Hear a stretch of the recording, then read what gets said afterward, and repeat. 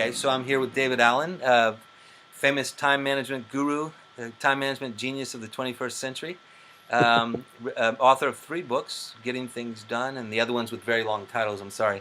And I'd have to point out that David was perfectly on time. In there, exactly. But what can you say in general about the difference between the European and the U.S. in terms of work rhythms? Work-life balance and things like that. Yeah, generally speaking, and it's a gross generalization, Yeah. but generally speaking, yeah, there's probably more of a sense of time with family, quality of work life, et cetera. I know we've got a franchisee in Scandinavia, and I was just up in Norway, and you know that's a culture that's very, very focused on family, very focused on quality of life, very focused on, you know, everybody's got their vacation cottage that they go to, and you know, in the summer and so forth. And I see that generally all over Europe. That seems to be there.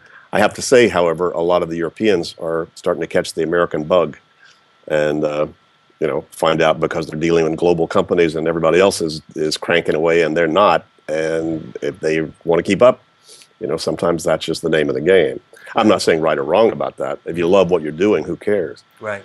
Right. And as long as you can keep it sustainable so that you're not burning out or turning to toast, or even if you are, you don't mind because you're making enough money. Mm-hmm. So right. there could be a lot of reasons for that. Right. But yeah, you know, it could also be a combination of, you know, the U.S., you know, sort of inherited this thing called the Puritan ethic or the Protestant ethic, that if you're not sitting there feeling at least slightly guilty about how much harder you should be working than you are, you're going to hell. Right.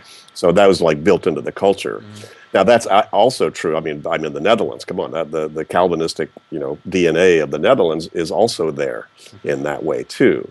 Though, you know, they do have the sort of quality of life, you know, DNA a little bit more than the Americans do anyway, generally speaking. But pretty gross generalization. Again, it's very, very different. Sure. The different people and the world is becoming so global and so virtual that you know, they've got the same issues as anybody else. That's why I think there's a good bit of interest and uptake in Europe now. It's one of the reasons I'm there, because GTD sort of one of its promises is that it's going to allow you to increase your output without having to increase, you know, the stress level or the amount of time you have to spend there. And so the idea of how do you get more with less, you know, is highly attractive to that. So, and of course the cultures who are more into order and system, Germany, the Netherlands, Scandinavia, and so forth, and even UK, whatever, have you know, probably more interest, because GTD kind of looks like a structured system, and it actually is a very nice structure.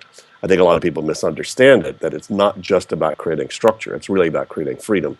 Right. So it's just creating just the right amount of structure so that you can free up your attention to be creative and get more space, you know, to think and be creative and be innovative and all that good stuff. Okay. All right. So what do you know about, what's the uptake, what do you know about the uptake in the UK, for example? Well, I do know just one little factoid that given per population, GTD has sold more books in the UK than the US.